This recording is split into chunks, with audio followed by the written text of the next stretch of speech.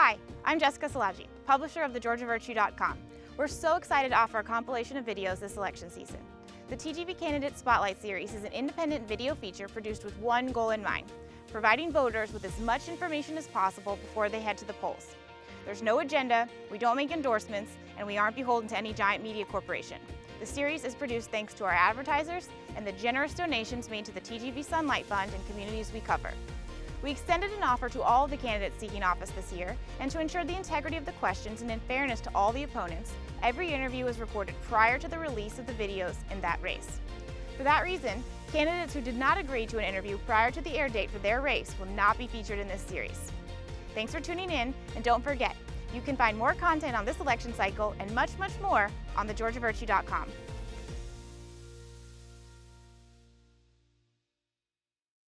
There's never been a better time to upgrade at Franklin Toyota. Hurry in and save big on our entire inventory of your favorite new Toyotas. All marked with the honest, transparent, and upfront pricing you've come to expect from Franklin. The price you see is the price you pay. No gimmicks and no games. Get it fast, get it fair, get it forever. That's the Franklin guarantee, because at Franklin, we're here for you. Visit us on Commerce Drive in Statesboro or shop our complete inventory online at franklintoyota.com.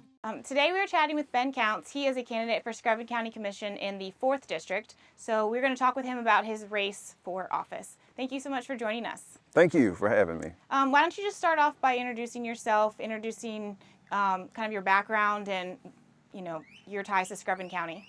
Okay. I am Ben Counts, like you said, running for District 4, lifelong resident of Screven County.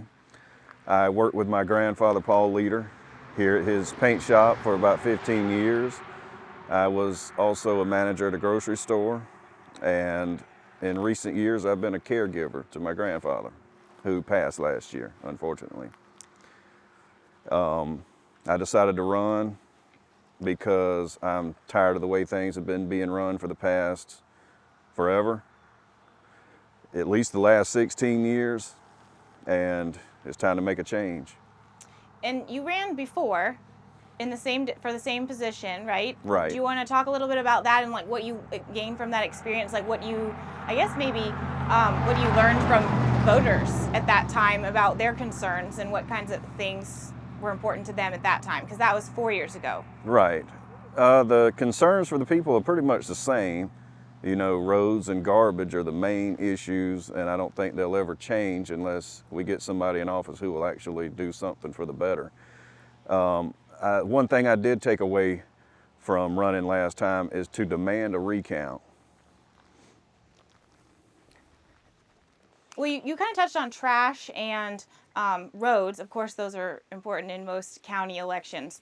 But what are the 3 pillars of your campaign, or how would you kind of give your 30-second elevator speech on why, or what your issues are, your platform?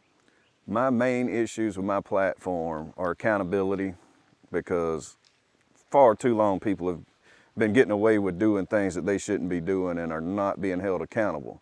So I believe in accountability.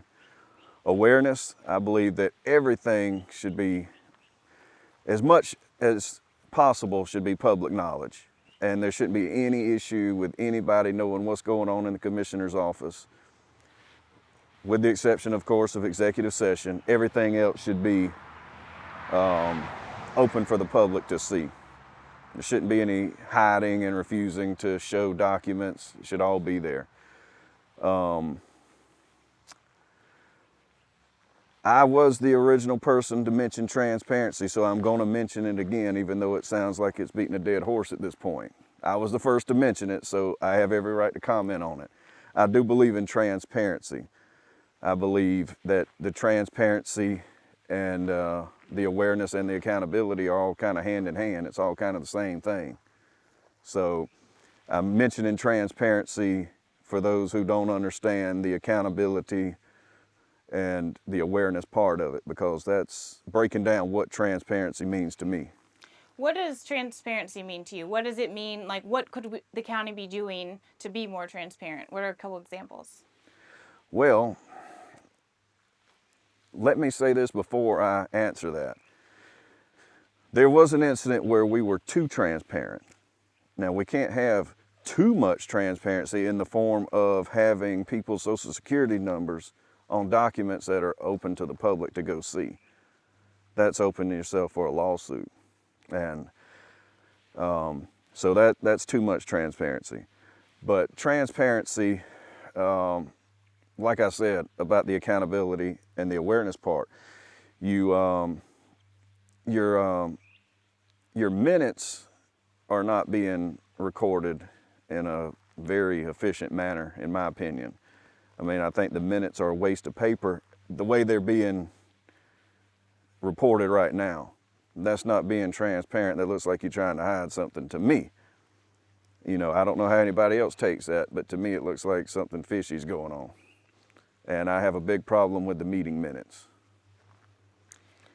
I also believe that, like other candidates have said, that the commissioner meetings need to be more accessible to the public.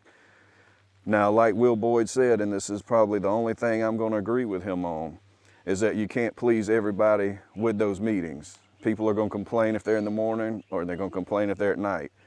But I think having it at 5 o'clock is too early. People aren't off work yet. I think they need to do like a lot of the other municipalities do and have it at 7:30 at night, where people have plenty of time to get home and eat and go to the meeting. How would you describe what you believe the role of a county commissioner is? Like, I think there's a lot of different perspectives on what you're supposed to do as a county commissioner. So if you were elected, what would your duties be? How would you see the job? Well, first off, you got to listen to what the people want and what they need. I mean, you can see what you need and what's needed in the county by looking yourself. But when you hear so many people complain about the same things, you got to do something about it. And you know, Will Boyd, he said at the Meet the Candidates Forum that he's easily accessible and nobody tries to call him, and that's simply not true. People have tried to call him and have been lied to by him about what's going to be done. And he's not very approachable. You got to be approachable. You know, people don't want to call somebody who they feel is going to belittle them or talk down to them. You got to be open and be real with people. And you've got to be there for the people. They're the ones who put you in office. You know, a lot of the other candidates think that, you know, setting policy is the most important role of the commissioner, but not to me. It's being there for the people and listening to the people.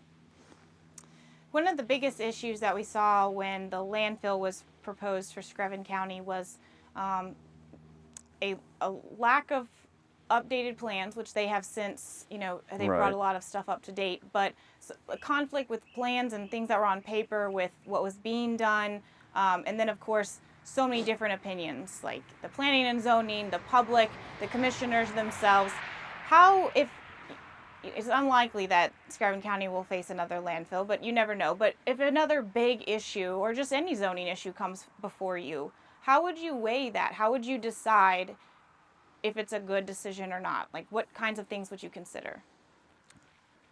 I would consider if it's going to be more beneficial or more harmful to majority of the residents, like this landfill issue. I didn't feel that was going to benefit anybody except the 1%ers that have already benefited enough. I didn't feel we needed a landfill, and luckily we didn't get it because it's harmful to the environment, and we didn't need that here. And I don't know that we're out of the woods on that yet. I think that since Atlantic Waste has weaseled its way into this county, they're here. And as long as they're here, there's always that threat, I believe. And I'm not the only one that believes that. But zoning, I don't have a problem with the way things are zoned right now. I think there are things set now to prevent things like that from happening again. But at the same time, you know, people don't want to be told what to do on their own property. You know, if I want to throw a little shed up, I don't feel like I need to go up there and ask permission when I'm paying taxes on my property. I own this property. I pay taxes on it every year. I'm going to put what I want up here. Right. Kind of in that vein on property taxes, do you feel like Screven County residents or property owners, I guess, are getting a good return on their investment for what they pay? And if not, what needs to kind of shift? It depends on how much everybody's paying something different. You know, I don't know what anybody else is paying. I know what I'm paying. Sure. Now, I have spoke to some people who seem to be paying a lot of money for an acre or two of land. And I really don't know. I know this whole deal with the millage rate is not really going the way that it's being explained to us. You know, everybody's saying the millage rate is going down, and it's not going down. It's going up. It's been going up. It hasn't never gone down. And as long as the millage rate continues to climb, the property taxes are going to continue to climb. My property taxes went up $1,200 in a year. Last year to this year, nothing's been changed. Nothing up here has been added, nothing's gone on. So, It's a big change. nothing's changed. What about spending priorities? Do you feel like the county is spending money on the right things, or what? I mean, obviously, if you look through the budget, or if you've done something, you may have a lot of topics you'd like to discuss. But what are a few? I think we have spent way too much money on fire. I think that all of these fire stations that are sitting around the county empty are a waste of money. I think more money needs to go into hiring deputies to patrol this big county at night. We only have one, and I don't like that. When you need one, you know, they might be 45 minutes away, and a lot can happen in that time. I also think buying a barber chair to cut inmates' hair is a huge waste of money. Huge waste of money. That goes back to part of my transparency platform. I want every department, I want to do like an audit every single month on every department and see what's coming in and what's going out, what has been purchased. I want to see those things, and I want those things to be open and reported to the public so they can see them every single month. What about personnel and county employees? Or is Screven County attracting qualified candidates for jobs? Hell no. No, not at all. We have some of the most underqualified people working for this county that you'll ever find. So how do you improve that? How would you get the people that the county needs? Simple, you run an ad for it and hire the person that's most qualified for it. Because we don't run any ads for any of these positions. They're just handed out to whoever's in the little circle. There are obviously a lot of issues in Screven County that I think are important to individuals and important to candidates running right now. But is there anything else that you want voters to know about you before they head to the polls? I will be on the primary ballot, Democratic side, but I'm not up for opposition until November, where I'll face the winner of Will Boyd and Stacy Mincy. And everything you hear from me is how I feel. I'm not putting on a show for any of you.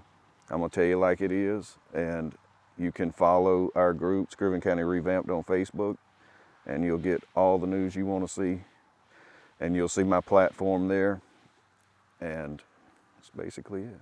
Do you want to just share one more time the name of the group if people want to reach out to you so they could either ask questions or learn more about you? It is Screven County Revamped. It's on Facebook. And is that a group? That is a public group, open for anybody to join. They don't even have to join. They can come and comment and read or do whatever they want. Great. Well, thank you so much for answering the questions, and good luck to you. Thank you.